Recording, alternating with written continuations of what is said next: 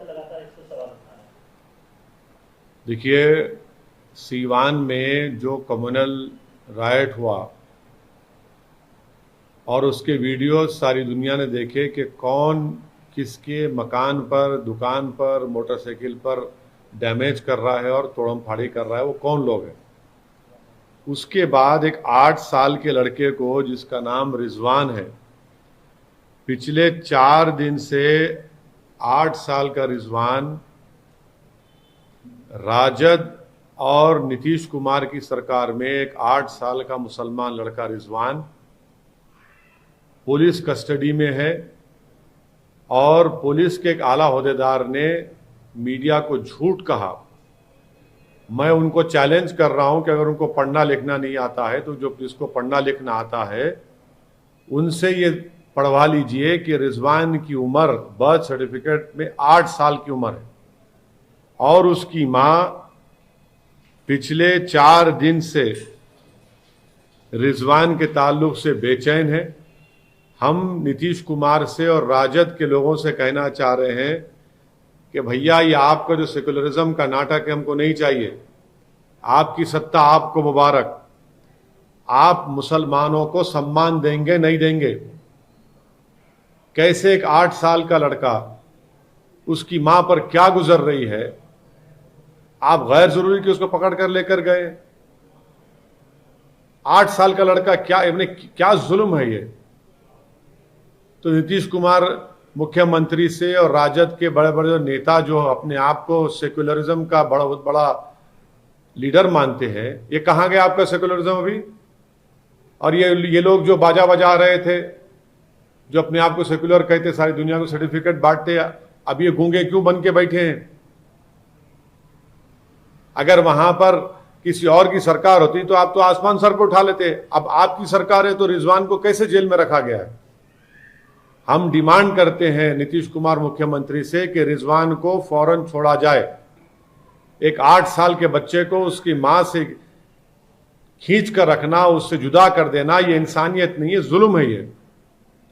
सीवान हिंसा की बात की सर, तो आपको क्या लगता है कि कौन लोग हैं इसके पीछे? अरे वो तो वीडियो है, वीडियो दिखाया गया है, पूरा सोशल मीडिया पे वीडियो है, जो वहां के लोकल केबल ने दिखाया कि मोटरसाइकिल तोड़ी जा रही है, गाड़ी तोड़ी जा रही है, घर पर पत्थर फेंके जा रहे हैं। कौन है वो लोग? उनको क्यों नहीं पकड़ रहे? पकड़िए उनको। मगर एक 8 साल का लड़का रिजवान, बेचारे एक 8 साल के लड़के को आप उसकी मां से जुदा कर दिए। ये कौन सी आपकी सरकार है? कौन सी आप इंसानियत है? कहे कहे का गवर्नेंस हो रहा है वहां पर? सर, कल आपने बयानबाजी पे बड़ी अच्छे तरीके से बोला है, लेकिन आज महबूबा मुफ्ती ने कहा है कि कोर्ट रूलिंग ऑन बयानबाजी despite places of worship act will lead to rabble rousing and create a communal atmosphere which ironically plays into BJP's agenda. It is a sorry state of affairs that courts don't follow their own rulings.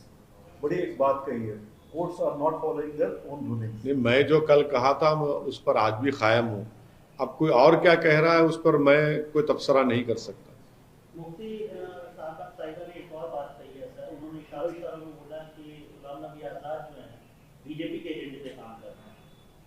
अब वो कौन BJP के एजेंडे पे काम कर रहा है नहीं मालूम, मगर ये बात तो सच है कि महबूबा मुफ्ती की पार्टी बीजेपी के साथ सरकार बनाई थी ना सर? हाँ, हम देखिए, ऐसा है ना कि जब नहीं है तो दूध के धुले हो जाते हैं, तो प्रॉब्लम है वो। सर, सेंट्रल विस्टा बनाया गया, इतना बढ़िया से उसका उद्घाटन हुआ, इतना अच्छा काम हो रहा है। आप लोगों ने बीच में आप और तेलंगाना सरकार ने बीच में ये कौन सा नया पैंतरा है सर कि बिल्डिंग का नाम ये रखा जाए, वो रखा जाए? मुझे अफसोस इस बात का है कि आपको इस तरह सवाल करना पड़ रहा है कि पैंतरा क्या है ये। भाई, जो भारत रत्ना है, जिसने भारत को संविधान दिया है, संविधान बनाया है, जो मेरे ख्याल से इस देश का अब तक के बहुत बड़ा लीडर है, गांधी से बड़ा लीडर है वो, और उसका नाम बाबा साहेब अम्बेडकर है। हमारी पार्टी ने भी तेलंगाना असेंबली में उस रेजोल्यूशन को सपोर्ट किया है और हम केंद्र सरकार से ये अपील करते हैं कि जो नई पार्लियामेंट की बिल्डिंग बनाई जा रही है उसका नाम बाबा साहेब अम्बेडकर के नाम से रखा जाए, क्योंकि जब संविधान, जो पार्लियामेंट चलती है ना, तो वो तो संविधान से ही चलती है। वो तो उसको बोलते हैं कि ये सबसे बड़ी पंचायत है, डेमोक्रेसी का वो सबसे बड़ा सेंटर है। तो वहाँ पर उस बिल्डिंग का, नई बिल्डिंग का नाम बाबा साहब अम्बेडकर के नाम पर रखना चाहिए। बल्कि मैं तो तेलंगाना के मुख्यमंत्री का शुक्रिया भी अदा करता हूँ कि उन्होंने इस तरह का रेजोल्यूशन तेलंगाना की विधानसभा में पास किया। और हम उम्मीद करते हैं कि तेलंगाना की सरकार भी जो नई सेक्रेटेरिएट की बिल्डिंग बन रही है उसका भी नाम हम सीएम से ये अपील करते हैं कि वो बाबा साहेब अम्बेडकर के नाम से उसको रख दिया जाए, नए सेक्रेटेरिएट की बिल्डिंग को। नहीं सर, इस पे पॉलिटिक्स क्यों हो रहा है? क्यों रखना चाहिए? नाम क्यों देना चाहिए? नहीं, आपको तकलीफ क्या है? अम्बेडकर के नाम से आपको इतनी तकलीफ क्यों हो रही है?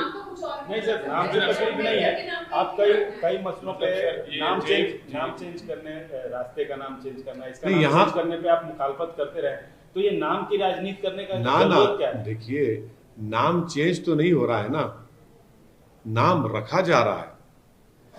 नाम चेंज किसका हो रहा है? नाम तो है ही नहीं वहां पर। भारत की पार्लियामेंट की नई बिल्डिंग जो बन रही है, जिसका प्रधानमंत्री फाउंडेशन स्टोन भी डाले और ऊपर भी जाकर उन्होंने तस्वीर भी ली, तो बिल्डिंग का नाम रखने की बात कर रहे हैं। कमलनाथ है सर, मध्य प्रदेश के पूर्व मुख्यमंत्री मालवा का दौरा कर रहे हैं, मंदिर में जाते हैं, तो सवाल किया जाता है सब हिंदुत्व को ऊपर, तो उनका जवाब था कि क्या हिंदुत्व का ठेका बीजेपी ने ले रखा है। सॉफ्ट हिंदुत्व का सवाल था, कांग्रेस के सॉफ्ट हिंदुत्व का, बोलते हैं कि हिंदुत्व का ठेका बीजेपी ने ले रखा है। आप इस पर कैसे रिएक्ट? नहीं, मैं कमलनाथ साहब की सच्चाई की तारीफ करता हूं। उन्होंने ये कहकर बतला दिया कि वो भी हिंदुत्व की आइडियोलॉजी पर ही चलते हैं। तो अच्छा हुआ ना कि दिल की बात जो छुपी हुई थी उनके जबान पे आ ही गई। तो अंग्रेजी में उसको कहते हैं फ्रॉइडन स्लिप। तो उन्होंने बोल ही दिए, वो इकरार कर लिए कि वो उनकी पार्टी हिंदुत्व की आइडियोलॉजी जिसको सावरकर ने अपनी किताब में लिखा था उस पर वो चलते हैं। सर, मदरसों का जो सर्वे हो रहा है उत्तर प्रदेश में बदस्तूर जारी है, आप लोगों के विरोध और एतराज के बावजूद, ठीक उसी तरह जारी है जिस तरह से बुलडोजर आसाम में बुलडोजर चला मदरसे को।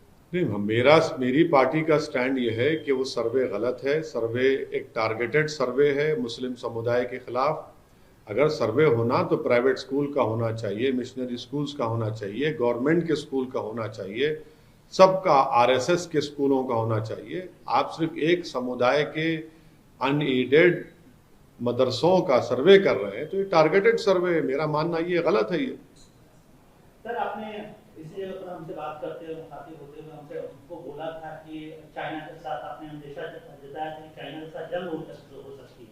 अब तो डिसएंगेजमेंट हो रहा है सर गोगरा और हॉट स्प्रिंग। पहले तो यह है कि प्रधानमंत्री को देश को बताना चाहिए कि उन्होंने आप ही मीडिया के लोगों के सामने आकर कहा था कि ना कोई घुसा है ना कोई घुसेगा, नंबर 1। अब जब कोई घुसा नहीं है तो फिर हॉट स्प्रिंग से क्या कोई शयातीन थे जो पीछे हट रहे हैं? वो घुसे हुए थे, आज भी घुसे हुए हैं चीन की फौज। अब देश, बीजेपी की सरकार कह रही है कि हमने 15-16 राउंड बात करके डिसएंगेजमेंट हुआ है। अब देश को बताना पड़ेगा कि डिसएंगेजमेंट और डी एस्केलेशन के माने क्या होते हैं, और देश को यह भी बताना पड़ेगा कि चीन ये कह रहा है कि हम नहीं घुसे, वो उल्टा भारत पर इल्जाम लगा रहा है, झूठा इल्जाम। देखिए, डिसएंगेजमेंट हुआ है, डी एस्केलेशन नहीं हुआ है। डी एस्केलेशन होना बहुत जरूरी है। डी एस्केलेशन होगा तो उसका मतलब यह है कि 30 से 40 किलोमीटर, अब क्या स्थिति है कि 50,000 फौज भारत की और चीन की आंख में आंख डालकर एक दूसरे को देख रही है। तो डी एस्केलेशन होना चाहिए था।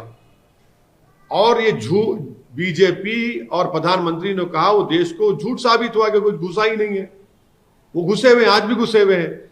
और सबसे महत्वपूर्ण और अहम बात यह है, तो क्या हमारे लिए डेमचौक और डेप्सांग हम क्या छोड़ देंगे उसको चीन के लिए? डेमचौक और डेप्सांग के कब हटेगा बताइए? हमारे लिए तो बहुत इंपॉर्टेंट है। और ये क्या हम चीन के आगे क्यों झुक रहे हैं? हमको चीन के आगे झुकने की जरूरत नहीं है, ये हमारी जमीन है, भारत की जमीन है।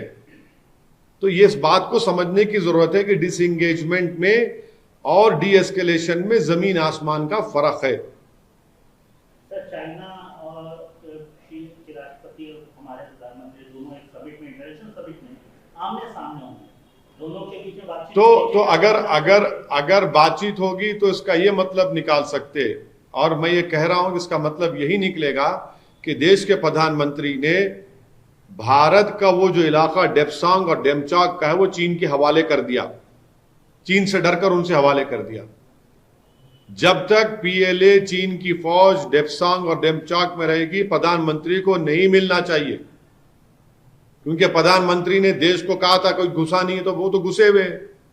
जब सिचुएशन नॉर्मल नहीं है तो क्या हम उनसे मिलकर क्या हम उसको कर लेंगे? और याद रखिए, प्रधानमंत्री बार बार, प्रधानमंत्री हो, रक्षा मंत्री, सब ये कह रहे हैं, इंक्लूडिंग एक्सटर्नल अफेयर मिनिस्टर, कि स्टेटस को एंटी रेस्टोर होना चाहिए। कि स्टेटस को एंटी रेस्टोर हो रहा है? अगर प्रधानमंत्री को नहीं मिलना चाहिए, मेरी राय है कि प्रधानमंत्री को नहीं मिलना चाहिए जब तक के डेप्सांग और डेमचौक से चीन की फौज नहीं हटेगी और डी एस्केलेशन नहीं होगा। डी एस्केलेशन जरूरी है, डिसएंगेजमेंट नहीं है। पर इस मुद्दे का हल तो सर दो राष्ट्र प्रमुखों को मिलकर, अगर वो लोग इंटरनेशनल प्लेटफॉर्म 18 मरतबा भारत के प्रधानमंत्री चीन से मिले हैं। आखिर ऐसी क्या मोहब्बत है, प्रधानमंत्री क्यों मिलना चाह रहे हैं उनसे, चीन के जो शी जिनपिंग से? क्या दोस्ती है भाई उनसे? हमारी जमीन पर कब्जा करके बैठा है। हमारे जानवर सर्दी के मौसम में उन जगह पर जाकर ग्रेसिंग नहीं कर सकते। मैं आज भी कह रहा हूं कि हम 8 से 10 गांव खो चुके हैं। चीन 8 से 10 किलोमीटर हमारी भारत की जमीन में आकर बैठा हुआ है। क्यों मिलेंगे हम? नहीं मिलना चाहिए। जब तक डेप्सांग डेमचौक से और इन तमाम इलाकों से जहां पर चीन घुसा हुआ था, वहां पर डी एस्केलेशन होना जरूरी है। बहुत बड़ा फर्क है डी एस्केलेशन में और डिसएंगेजमेंट में।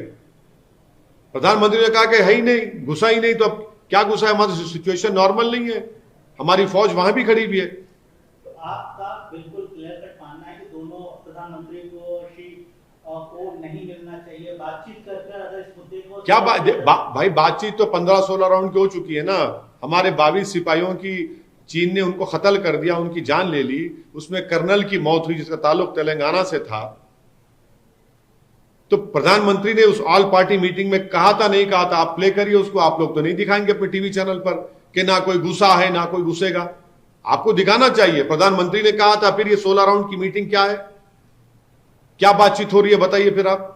एक बात समझिए, 50,000 फौज क्यों खड़ी हुई हमारी बहादुर फौज वहां पर?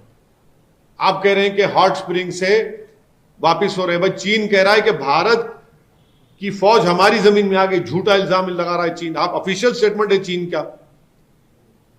तो फिर डी एस्केलेशन होना चाहिए, डिसएंगेजमेंट नहीं है। डिसएंगेजमेंट को आप क्या बोल रहे हैं? फिर डेमचौक डेप्सांग में चीन क्या बैठे रहेगा क्या? अगर क्या हमने प्रधानमंत्री उनकी सरकार ने डिसाइड कर लिया कि छोड़ देंगे उसको डेमचौक डेप्सांग को? ये तो हमारे लिए स्ट्रेटेजिकली बहुत इंपॉर्टेंट एरिया है वो। सर, मथुरा कोर्ट ने शाही ईदगाह और कृष्ण जन्मभूमि जो विवाद है उस पर एक रिवीजन पिटीशन था, उसको मुलतवी किया है 30 अक्टूबर तक। आप क्या उम्मीद करते हैं कि क्या उससे? नहीं, मैं क्या उम्मीद कर सकता हूं? जब कोर्ट तय करेगा तो हमको मालूम होगा।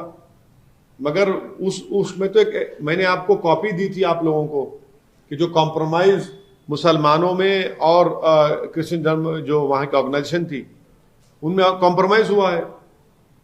मुसलमानों ने अपनी जमीन उस आलीशान मंदिर को बनाने में दी, जो पानी के परनाले जो जाता था उसको बंद किया।